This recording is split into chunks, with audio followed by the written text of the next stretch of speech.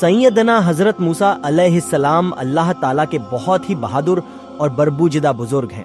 حضرت موسیٰ علیہ السلام کو کلیم اللہ کا لقب دیا گیا۔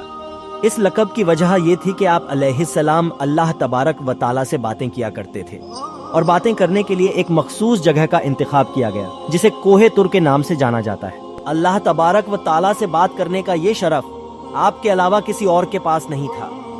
حضرت موسیٰ علیہ السلام معمول کے مطابق اللہ تبارک و تعالیٰ سے ملاقات کے لیے کوہ طور کی طرف جا رہے تھے کہ راستے میں آپ کو ایک عورت نظر آئی جو کہ زاروں قطار رو رہی تھی۔ سیدنا حضرت موسیٰ علیہ السلام کا دل ویسے ہی بہت نرم تھا، تو اس عورت کو دیکھ کر آپ خود بھی غمگین ہو گئے۔ حضرت موسیٰ علیہ السلام سے رہا نہ گیا اور اس عورت سے اس کی پریشانی کا سبب پوچھا۔ اس عورت نے حضرت موسیٰ علیہ السلام سے روتے ہوئے بتایا کہ وہ بے اولاد ہے اور لوگ اسے بے اولاد ہونے کا طعنہ دیتے ہیں۔ اس عورت نے حضرت موسیٰ علیہ السلام سے گزارش کی کہ وہ اللہ تبارک و تعالیٰ سے یہ دریافت کرے کہ اس کو کبھی اولاد ہوگی یا نہیں۔ وہ عورت جانتی تھی کہ حضرت موسیٰ علیہ السلام اللہ تبارک و تعالیٰ سے ہم کلام ہوتے ہیں۔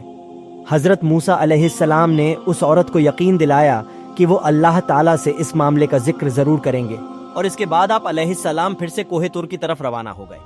اللہ تبارک و تعالیٰ سے ملاقات کے دوران ہی حضرت موسیٰ علیہ السلام نے اس عورت کا ماجرا بیان کیا تو اللہ تعالیٰ نے حضرت موسیٰ علیہ السلام کو بتایا کہ اس عورت کی قسمت میں یہی لکھا ہے کہ اسے کبھی اولاد نہیں ہوگی، اور اس عورت کو چاہیے کہ اس پر جو آزمائش آئی ہے اس پر صبر کرے۔ حضرت موسیٰ علیہ السلام یہ بات سن کر بہت غمگین ہو گئے۔ جب حضرت موسیٰ علیہ السلام کوہ طور سے واپس لوٹ کر آ رہے تھے تو راستے میں وہ عورت اسی جگہ بیٹھی ہوئی ملی۔ وہ عورت حضرت موسیٰ علیہ السلام کا ہی انتظار کر رہی تھی۔ آپ علیہ السلام کو دیکھتے ہی آپ کے پاس آئی۔ حضرت موسیٰ علیہ السلام نے اللہ تبارک و تعالیٰ کا فیصلہ سنایا۔ عورت یہ سن کر اور زیادہ رونے لگی۔ حضرت موسیٰ علیہ السلام نے اس عورت کو تسلی دی اور یہ بھی سمجھایا کہ اللہ تبارک و تعالیٰ کے ہر فیصلے میں بہتری ہوتی ہے، اور یہ بھی کہا کہ تم صبر سے کام لو اور اللہ تبارک و تعالیٰ پہ بھروسہ رکھو۔ اولاد اللہ تبارک و تعالیٰ کی دین ہوتی ہے، وہ جسے چاہے بیٹیاں عطا فرمائے یا جسے چاہے بیٹے اور جسے چاہے دونوں ہی عطا فرمائے۔ اللہ تبارک و تعالیٰ نے گردن کا گوشت مانگا ہو، پھر اس درویش نے اپنے گردن کا گوشت کاٹ کر آپ علیہ السلام کی پلیٹ میں رکھ دیا۔ حضرت موسیٰ علیہ السلام نے پھر سے کوہ طور کی طرف قدم بڑھا دیا۔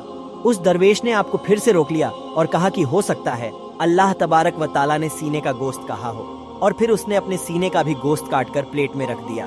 اس کے بعد اس نے اپنے جسم کے مختلف حصوں کا گوشت کاٹ کر پلیٹ میں رکھا۔ حضرت موسیٰ علیہ السلام نے اس گوشت سے بھری پلیٹ کو کوہ طور پر اللہ تبارک و تعالیٰ کے سامنے پیش کیا۔ اللہ تبارک و تعالیٰ نے حضرت موسیٰ علیہ السلام سے پوچھا کہ یہ گوشت کس سے لائے ہو؟ تو حضرت موسیٰ علیہ السلام نے سارا قصہ بیان کر دیا۔ اللہ تبارک و تعالیٰ نے فرمایا، اے موسیٰ، یہ میرے بندے کا مجھ سے عشق ہے، اور اس عشق کی حد دیکھو کہ اس نے اپنے تکلیف کا نہیں سوچا، بلکہ میری رضا اور خوشی کی خاطر آپ نے جسم کا گوشت کاٹ کر تمہارے سامنے رکھ دیا۔ اے موسیٰ، اب مجھے تم خود بتاؤ کہ جو میرا بندہ مجھ سے عشق میں خود سے بھی بے پرواہ ہے کہ جب وہ مجھ سے کوئی سوال کرے تو میں اس کی دعا کیوں نہ قبول کروں گا؟ اے موسیٰ، یہ میرا وہی بندہ ہے جس نے مجھ سے اس عورت کے حوالے سے سوال کیا تھا۔ میرے اس نیک بندی نے ہی اس عورت کے لیے مجھ سے دعا کی تھی، تو بھلا میں کیسے اس کی حاجت پوری نہیں کرتا؟ یہی وجہ ہے کہ میں نے اس کی تقدیر میں لکھے کو پلٹ دیا۔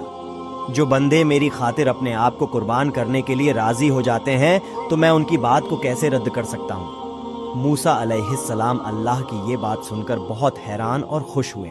سبق اس چھوٹے سے قصے سے ہمیں یہ سبق ملتا ہے کہ اللہ تبارک و تعالیٰ نے جو بھی ہمیں زندگی میں عطا کر رکھا ہے اس کی شکر گزاری کرنی چاہیے اور دوسروں کی مدد میں پیش رہنا چاہیے ہے۔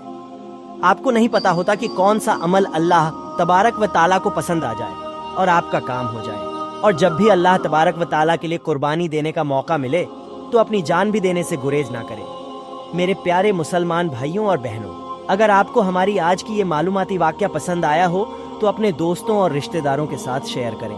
جزاک اللہ خیرون کثیرا۔ اللہ ہم سب کا حامی و ناصر ہو۔